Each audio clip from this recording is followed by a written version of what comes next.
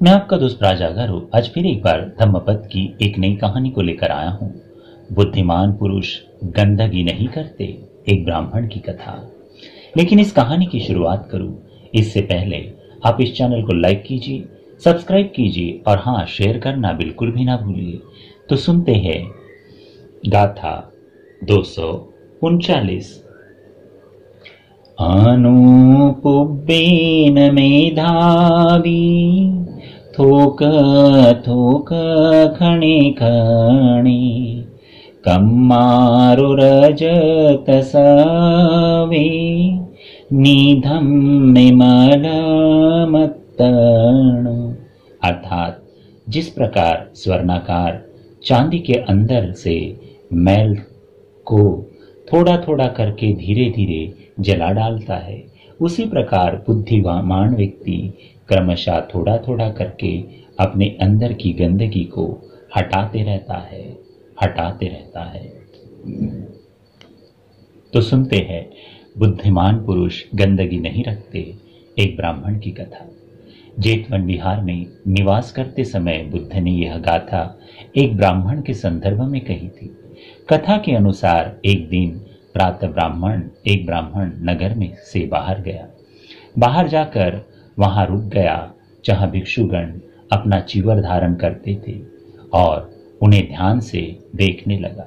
उस जगह लंबी लंबी घास उगी हुई थी। चीवर पहनते समय एक भिक्षु का चीवर धरती को छू गया जहां किसी का मूत्र पड़ा हुआ था और इस प्रकार उसका चीवर गंदा हो गया।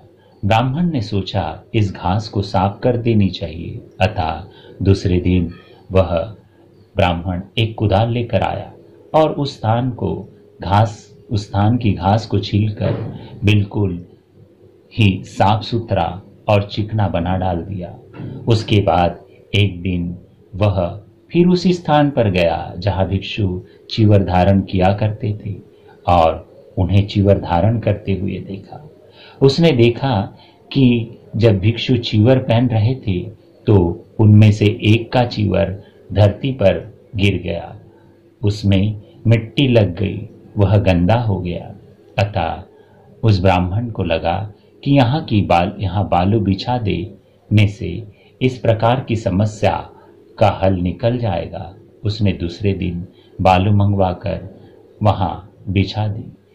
एक दिन धूप बड़ी तेज थी। उस दिन ब्राह्मण वहां पहुंचा तो उसने देखा कि भिक्षुगण तेज धूप में चीवर पहन रहे थे और उनके शरीर से पसीना चू रहा था। इसे देखकर ब्राह्मण ने सोचा मुझे यहाँ मंडप बनवा देना चाहिए। उसने उस जगह एक मंडप बनवा दिया। एक दिन सुबह में वर्षा हो गई। उस समय ब्राह्मण ने उन भिक्षुओं को बारिश में भीगते हुए देखा। ब्राह्मण ने सोचा वर्षा से बचने के लिए मुझे यहाँ एक शाला बनवा देनी चाहिए। अतः उसने वहाँ एक शाला बनवा दी। जब शाला बन गई तब ब्राह्मण ने सोचा इस शाला के निर्माण के सुअवसर पर मुझे एक विशेष उत्सव का आयोजन भी करना चाहिए। अतः उसने विशेष उत्सव का आयोजन किया और बुद्ध एवं भिक्षु संघ को भोजन दान के लिए आमंत्रित किया। बुद्ध एवं भिक्षु शाला के अंदर और बाहर बिठाकर भोजन दान दिया। भोजन दान की समाप्ति के बाद धर्मदेशना का समय आया। अतः उसने शास्ता से सामने से पात्र हटाते हुए अनुमोदन हेतु आग्रह करते हुए निवेदन किया, भंते, मैंने यह शाला भिक्षुओं के लिए बनवा दी है क्योंकि मैंने भिक्षुओं को चीवर पहनते समय कष्ट में देखा था। इस प्रकार उसने शुरू से अंत तक की कहानी सुना दी।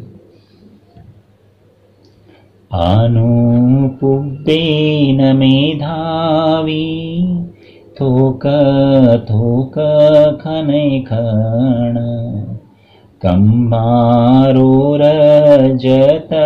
सेव निद्धमिमलमत्तण।